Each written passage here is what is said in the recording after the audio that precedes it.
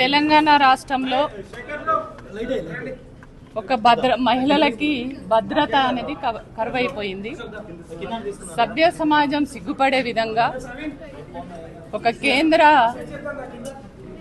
హోంశాఖ మంత్రి అయినటువంటి బండి సంజయ్ గారి కుమారుడు ఒక 17 సంవత్సరాల బాలిక పైన 3 నెలల కంటే ముందు నుంచి అనేక రకాల అరాచకాలు చేసి ఆ అమ్మాయిని వేధించి ఆ రకంగా మానసికంగా శారీరకంగా అన్ని రకాల ఇబ్బంది పెట్టి ఆమె పైన అత్యాచారం చేసిరయ్యా నాకు రక్షణ కల్పించండి అని చెప్పేసి ఇవాళ ఫిర్యాదు చేస్తే ఆమెను పట్టించుకునేటువంటి పరిస్థితి లేదు.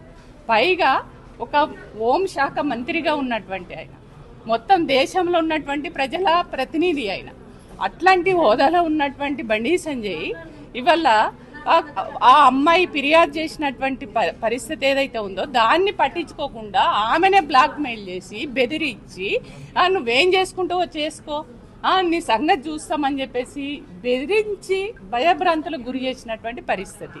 అది కొద్దిగా లేటుగా అయినా అయ్యా మాకు న్యాయం చేయండి అని చెప్పేసి అనేక పద్ధతిలో ఇవాళ పోలీస్ స్టేషన్ల చుట్టూ తిరిగి మోరబెట్టుకొని అయ్యా నాకు రక్షణ కల్పించండి, నాకు న్యాయం చేయండి అని చెప్పేసి అడిగినా కూడా పోలీసు శాఖ పట్టించుకున్నటువంటి పరిస్థితి లేదు.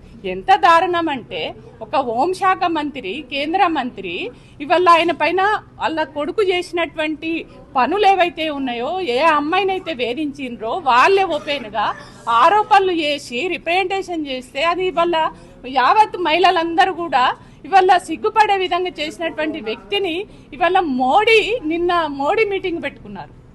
నరేంద్ర మోడీ గారు మీటింగ్ పెట్టారు. ఆ మీటింగులో ఆయనతోటి పక్కనే కూర్చోబెట్టుకొని మాట్లాడి నవ్వుకుంటూ ఇవాళ ఎంత దారుణమైన సిగ్గుసేటు కదండి. ఇవాళ మోడీ గారు ఏమంటారు, బేటీ బచావో బేటీ పడావో, ఎవరికి అవి మహిళలకు అనేది రక్షణ ఉందా? మరి ఎందుకు చర్యలు తీసుకుంటలేరు? ఒకవైపు ఇవాళ మహిళలందరూ ఆందోళన చేస్తూ ఉన్నారు. మహిళలందరూ ఇవాళ సిగ్గుపడే విధంగా ఇవాళ ఒక మైనర్ బాలిక పైన అత్యాచారం చేసి నేరానికి ఒడిగట్టినటువంటి బండి సంజయ్ కొడుకుని ఇప్పటి వరకు కూడా కస్టడీలోకి తీసుకోకపోవడం, ఆయనను ఇవాళ ఆ కేసు కూడా ఒక మైనర్ బాలిక పైన అత్యాచారం చేస్తే కేసులు ఏదైతే పోక్సో ఉంటుందో దాన్ని కూడా ఇవాళ కేసు తగ్గించే విధంగా, స్టేషన్ బెయిల్ ఇచ్చే విధంగా ఇవాళ కేసులు పెట్టి ఏదో ఒక రకంగా ఆయనను బయటపడగొట్టాలని చెప్పేసి ఇవాళ ఈ బండి సంజయ్ అంటే ఈ రాష్ట్ర ప్రభుత్వం కూడా చేతులు కలిపి ఇవాళ కేంద్రంలోనే కాంగ్రెస్ బీజేపీ కొట్లాడతారు, అక్కడ తిట్టుకుంటారు. కానీ మన రాష్ట్రానికి వచ్చేసరికి మాత్రం ఇవాళ బీజేపీ ఈ కాంగ్రెస్ ఒకటైనది ఈ కేసు ఆధారంగా మనకు తెలుస్తున్నది.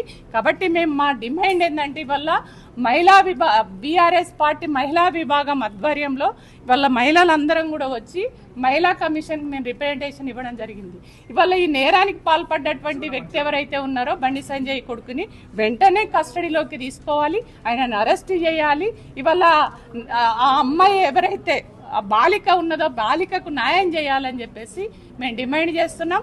దీనికి సహకరించిన అంటే ఈ కేసును పక్కదారి పట్టించినటువంటి వాళ్ళు ఎవరైతే ఉన్నారో వాళ్ళందరినీ కూడా మేము ఆ అమ్మాయి రిప్రజెంటేషన్లో ఎవరెవరైతే ఆమెకు ఈ కేసును పక్కదారి పట్టి చేయడానికి, ఆమెకు అన్యాయం చేయడానికి కుట్రలు చేసిండ్రో వాళ్ళందరి పేర్లు కూడా రాసింది. కాబట్టి వాళ్ళందరిపైన కూడా చర్యలు తీసుకోవాలి. తక్షణమే వాళ్ళ కొడుకుని అరెస్ట్ చేసి ఇవాళ బండి సంజయ్ కూడా నైతిక బాధ్యత వహించి తక్షణమే రాజీనామా చేయాలి. ఇవాళ నరేంద్ర మోడీ గారు నిజంగానే మీరు మాటలలో నిజంగానే బేటీ బచావో బేటీ పడావో అనే నినాదం ఏదైతే ఉందో ఆ నినాదం మీరు నిజం చేయాలనుకుంటే బండి సంజయ్ని వెంటనే మంత్రి పదవి నుంచి తీసేసి నిజంగానే ఆయనను తక్షణమే రాజీనామా చేసే విధంగా మీరు చూడండి అని చెప్పేసి నరేంద్ర మోడీ గారిని కూడా కోరుతున్నాము. ఇవాళ బండి సంజయ్ కూడా నువ్వు నైతిక బాధ్యత వహించి వెంటనే రాజీనామా చేయమని డిమాండ్ చేస్తున్నాను. అంటే ఎంత దారుణం అండి. ఒక 14 ఏళ్ల అమ్మాయి అయ్యా నాకు అన్యాయం జరిగింది, నా పైన ఈ రకంగా అత్యాచారం చేసిండు నీ కొడుకు, నాకు న్యాయం చేయండి అని స్వయంగా ఆ అమ్మాయి పోయింది, ఆయన దగ్గరికి పోయింది, అడిగింది.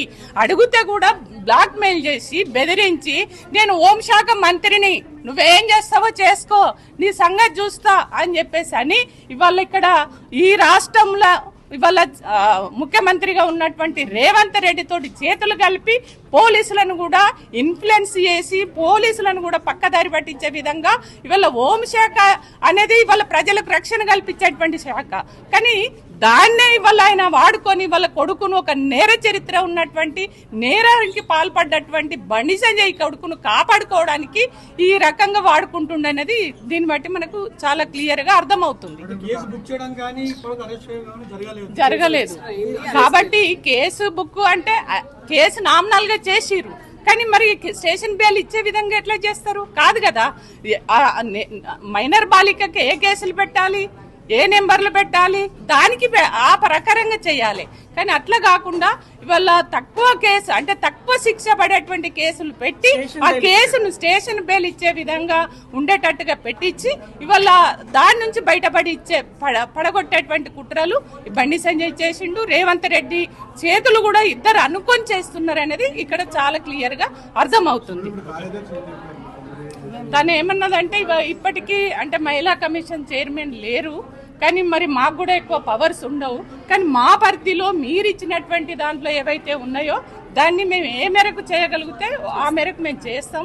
నేను కూడా ఒక మహిళనే కాబట్టి ఒక మహిళలకు అన్యాయం జరిగినప్పుడు ఎవరం కూడా దాన్ని మనం నిర్లక్ష్యం చేయొద్దు. దాన్ని ఖచ్చితంగా ఇమ్మీడియట్లీ ఏ పరిధిలో మేము చేయగలిగే పరిస్థితి ఉంటే ఆ పరిధిలో చేస్తాము. నేరస్తుడికి శిక్ష పడే విధంగా మేము చర్యలు తీసుకుంటామని చెప్పారు.